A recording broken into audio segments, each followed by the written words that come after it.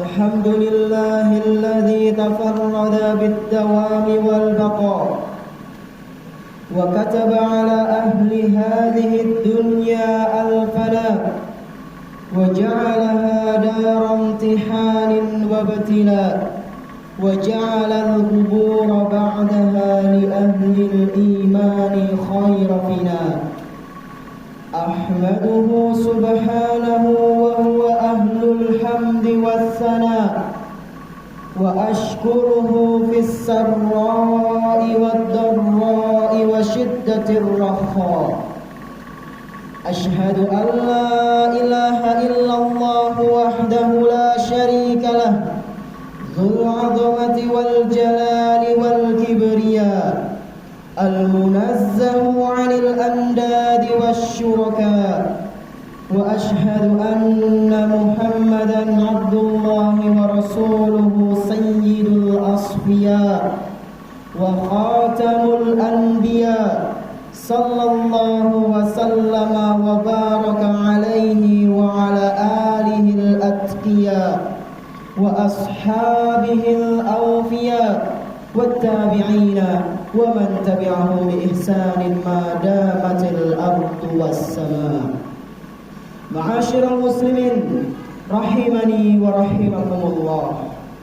Marilah kita tingkatkan ketakwaan kepada Allah Subhanahu wa taala dengan sebaik-baik takwa. Menjalankan segala perintah-perintahnya dan berusaha semaksimal mungkin untuk menjauhi segala larangan-larangannya. Marilah kita bersyukur hanya kepada Allah Tabaraka wa Ta'ala atas segala kenikmatan-kenikmatan yang telah Dia berikan kepada kita semuanya pun setiap harinya. Bertaubatlah, memohon ampunlah hanya kepada Allah Subhanahu wa Ta'ala atas segala kesalahan-kesalahan dan dosa-dosa yang seringkali kita lakukan di dunia ini. Salawat beserta salam semoga senantiasa tercurah limpahkan kepada Nabi kita yang tercinta, Nabi Muhammad sallallahu alaihi wasallam beserta para keluarganya, para sahabatnya dan umatnya yang senantiasa mengikuti sunnah-sunnah beliau hingga hari akhir nanti. Jamaah salat Jumat yang semoga senantiasa dimuliakan oleh Allah Subhanahu wa taala. Abu Ayyub Al-Ansari radhiyallahu anhu, salah seorang sahabat Nabi sallallahu alaihi wasallam yang mulia. Beliau ini pernah menceritakan sebuah kisah yang terjadi di antara Nabi sallallahu alaihi wasallam dan juga salah seorang Arab Badui.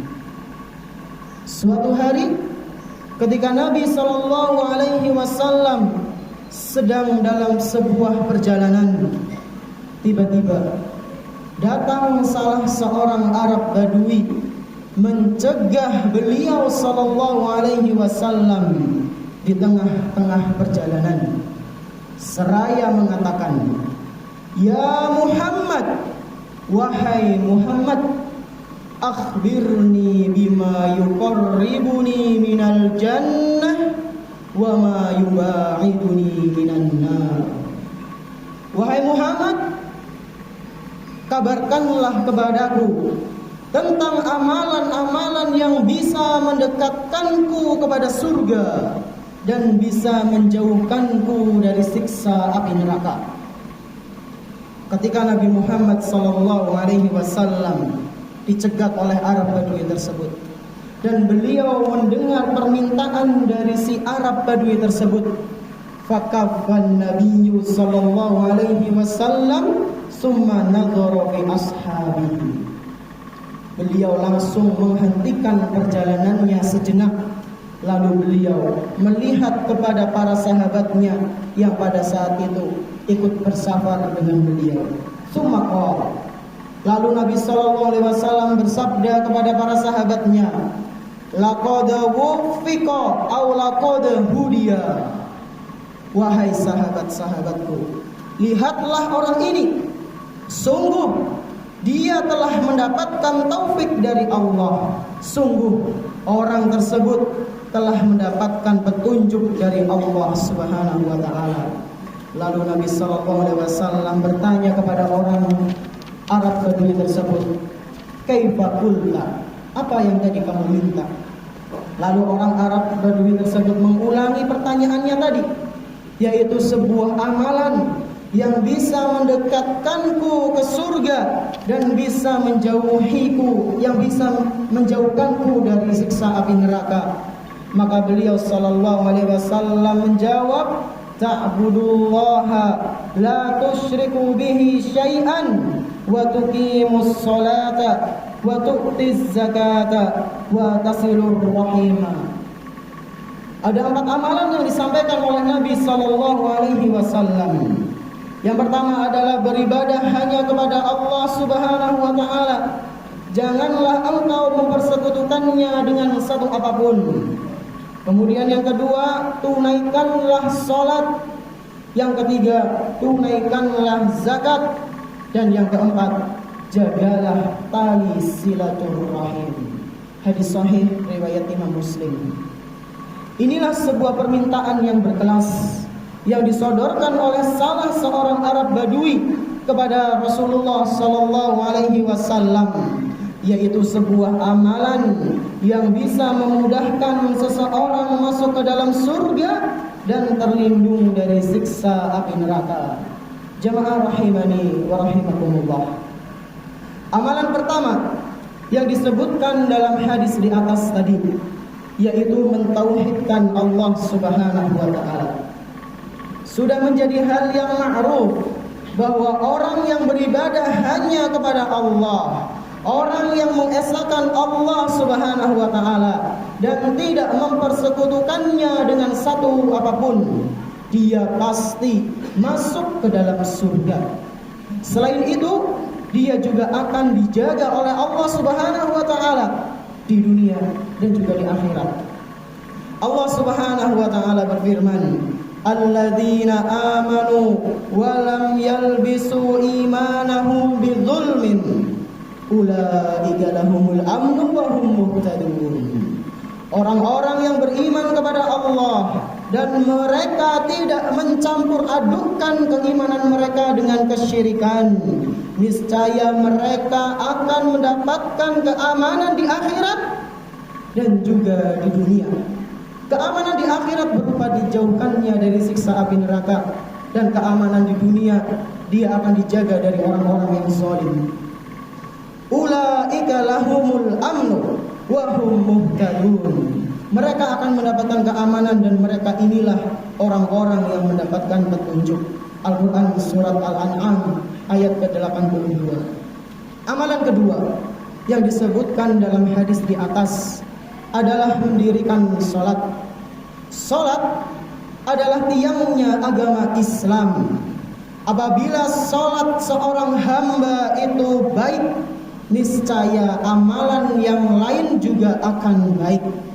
Namun jika salatnya rusak, niscaya amalan-amalan yang lain juga akan ikut rusak. Oleh karena itu tidak heran jika ada orang yang meninggalkan salat, urusannya berantakan. Jika ada orang yang meninggalkan salat, keislamannya tidak karuan. Dan jika ada orang yang meninggalkan salat, pasti kepribadiannya itu kurang baik. Mengapa keadaannya bisa seperti itu? Karena dia tidak menjaga tiang agamanya. Rasulullah sallallahu alaihi wasallam pernah bersabda, "Ra'sul amri al-islamu wa 'amuduhu as-salatu." Inti atau pokok segala perkara adalah Islam, dan tiangnya atau pondasinya adalah salat. Hadis riwayat At-Tirmidzi dan dinilai sahih oleh Syekhul Albani.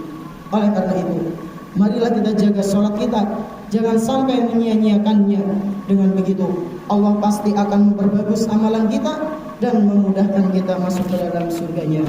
Kemudian amalan yang ketiga, yaitu menunaikan zakat.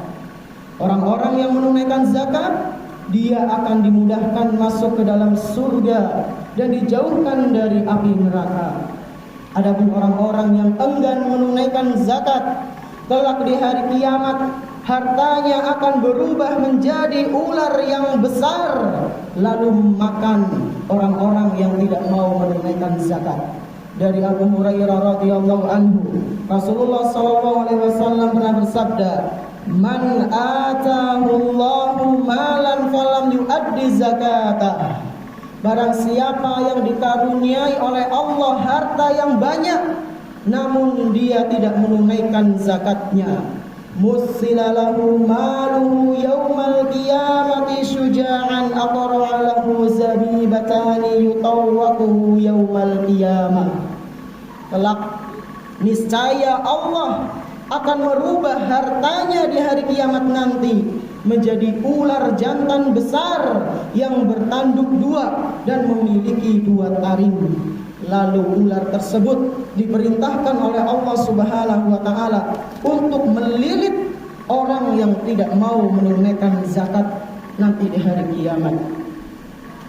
Kemudian ular tersebut akan memakannya seraya berkata, summa yaqul ana maluka ana kanzuka. Aku ini adalah hartamu yang dulu, aku ini adalah simpananmu yang dulu. Hadis sahih riwayat Imam Al-Bukhari. Barakallahu li wa lakum bil Qur'anil azim wa nafa'ani wa iyyakum bi hadyi sayyidil mursalin. Aqulu qawli hadha wa astaghfirullaha li wa lakum wa li jami'il muslimin fastaghfiruhu innahu huwal ghafurur rahim.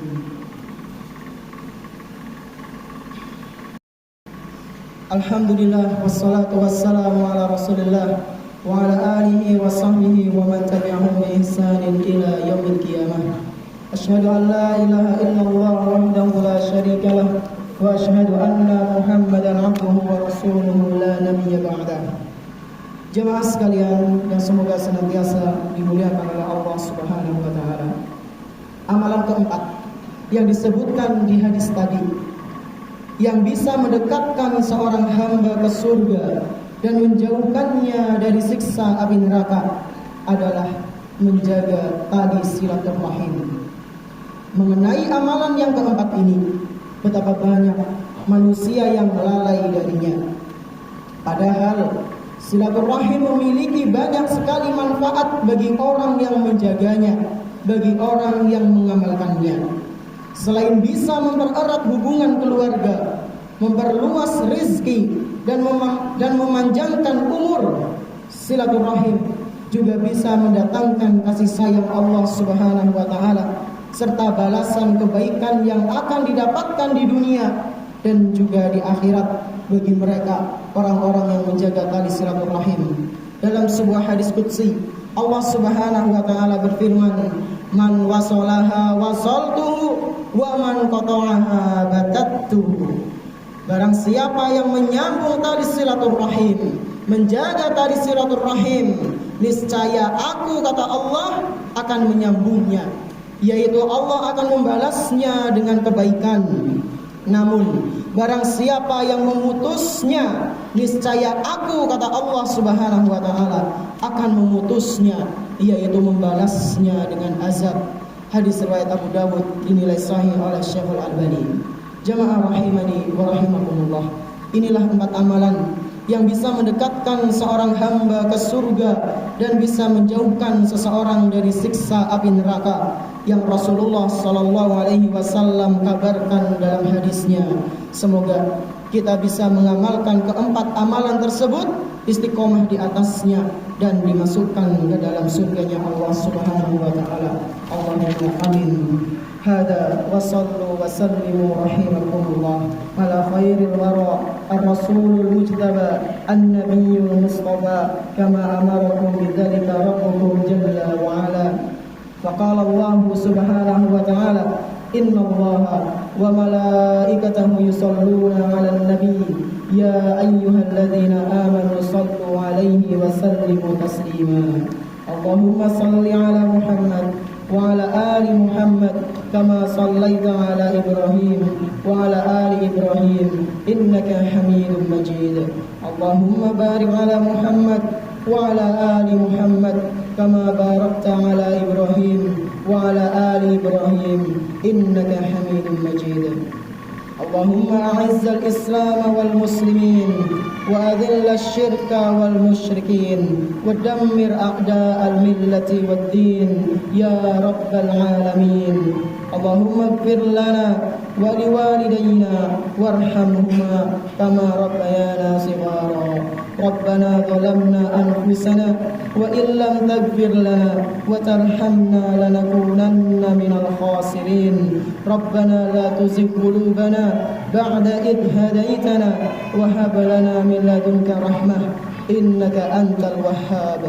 ربنا آتنا في الدنيا حسنة وفي الآخرة حسنة وقنا عذاب النار. ربنا تقبل منا إنك أنت السميع العليم وتب علينا إنك أنت التواب الرحيم. وصلى الله على نبينا محمد وعلى آله وصحبه ومن تبعهم بإحسان إلى يوم الدين. وآخر دعوانا الحمد لله رب العالمين.